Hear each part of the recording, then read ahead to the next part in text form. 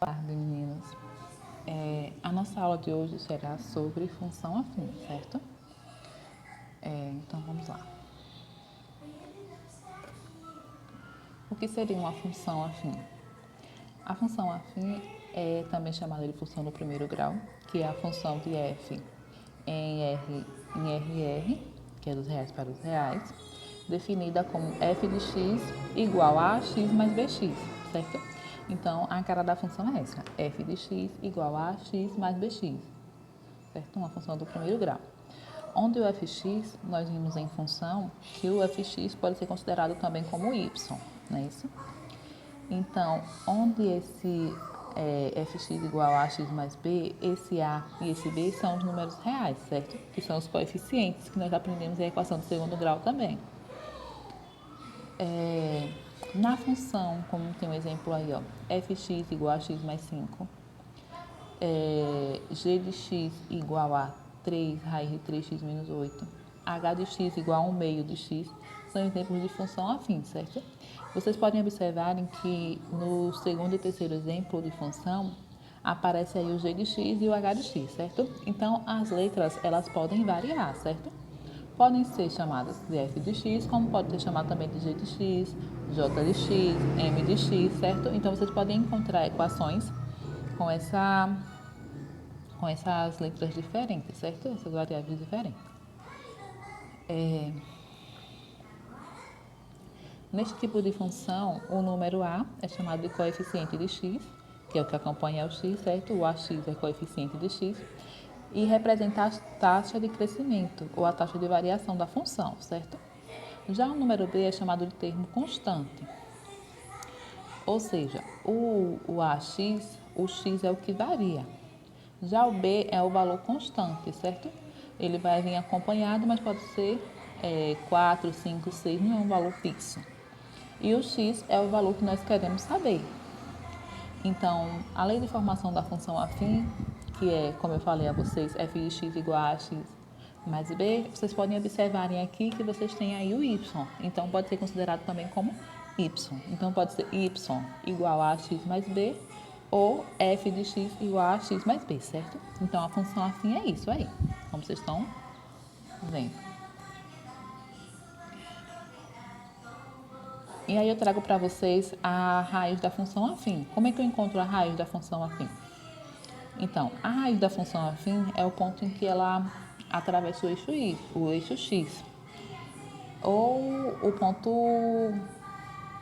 em que y é igual a zero, certo? Quando y é igual a zero, ou seja lá qual for o valor, nós encontramos a raiz dessa função. Para sabermos, basta nós substituirmos o y, né? Então, nós podemos substituir y por zero, que aí nós encontramos a raiz, ou seja lá o valor que ele der. Então, nós temos aí o y igual a zero. Eu tenho que f de x é igual a x mais b. Então, no lugar do y, eu vou colocar zero. Ou então, no lugar do f de x, eu vou colocar zero. Então, nós temos aí 0 igual a x mais b. Passando o ax, o b, quer dizer, para o outro lado, ele está positivo, foi negativo, fica x igual a menos b, onde x é igual a menos ba. Então, tudo isso é fórmula reduzidinha, certo? Para vocês encontrarem a raiz. Precisa decorar isso? Não necessariamente. O que vocês precisam saber é que o f de x é igual a x mais b. Dessa maneira, a raiz da função afim é o ponto do menos b sobre a, o eixo x. E a função do primeiro grau tem apenas uma única raiz, certo? E aí nós temos o gráfico. Então, como uma equação do primeiro grau, o gráfico sempre será uma reta, não é isso? Então, aí nós podemos identificar os dois pontos, né? O 0b e o menos ba. Mais na frente, nós vamos aprender quando ele será crescente e quando ele será decrescente, certo? Mas até então, o gráfico da função afim é uma reta. O gráfico da função afim polinomial do primeiro grau é uma reta oblíqua de OX ou OY. Desta forma, para construir o seu gráfico, basta encontrarmos o ponto que satisfaça a função, ou seja, os valores quando der na questão ou os valores que vocês quiserem, certo? Substituindo no X ou no Y.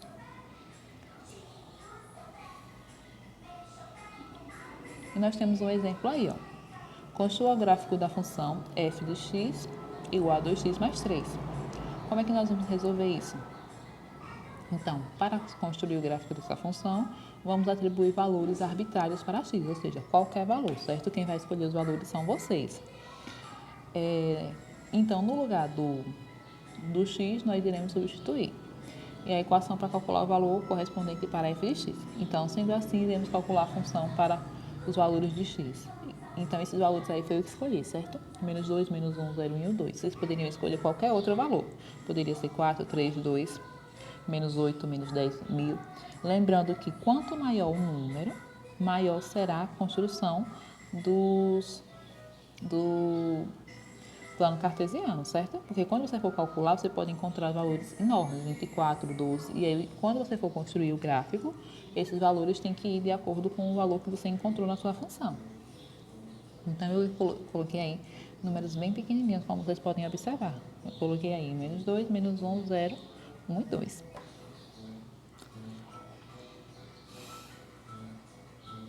E aí, depois que substituir, encontrar os valores de substituir, eu encontrei, quando x for menos 1, substituir no lugar do x, né? Fica 2 vezes menos 2 mais 3, então deu igual a menos 1. Então, a mesma coisa que eu mostrei a vocês na parte de função. No lugar do x, eu substituo os valores que eu quero. E aí eu vou encontrar o f de x, ou y. Então, os pontos são esses daí, menos 2, menos 1, aí eu vou jogar no gráfico. Menos 2 no x, menos 1 no y. Menos 1, menos 1, menos 1, 1, 0 e 3. Então, esses são os pontos que eu vou construir o meu gráfico. Como vocês podem observar aí, é uma reta, certo? Então, o ponto aí, menos 2, menos 1, pode ser identificado, menos 2, menos 1, aqui. Menos 1 e 1, menos 1 e 1, aqui, 0 e 3, 0 e 3 aqui.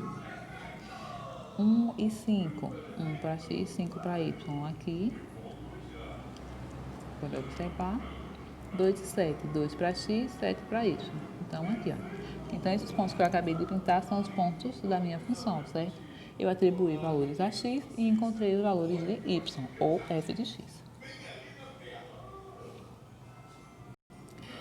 Então, no exemplo, utilizamos vários pontos para construir o gráfico. Entretanto, para definir uma reta, basta 2 pontos, certo?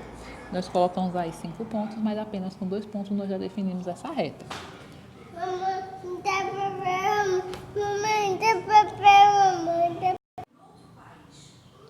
Daí agora nós temos os coeficientes, quando o coeficiente é linear e quando o coeficiente é angular.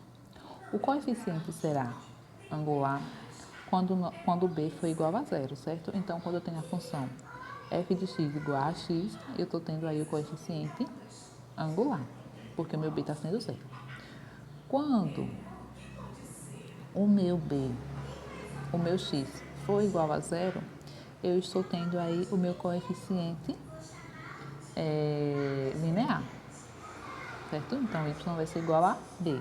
Então, angular, ax, linear, ou b.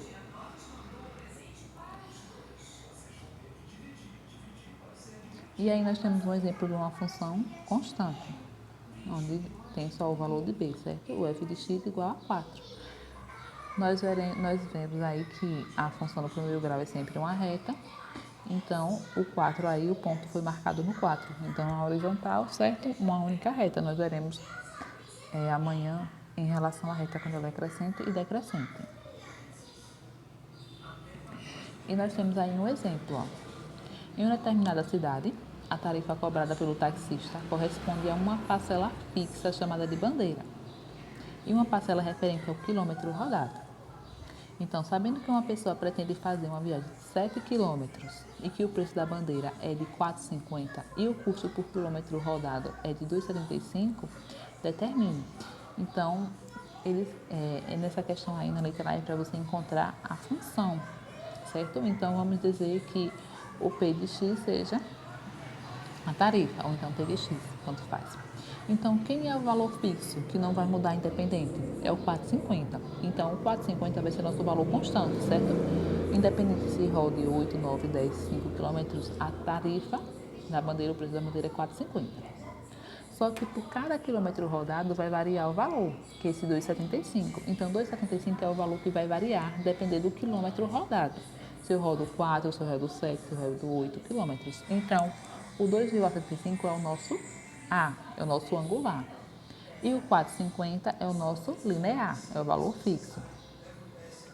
E o nosso X, nós veremos na alternativa B, que é para encontrar o valor, a raiz, será o nosso x. O 7 será o nosso x.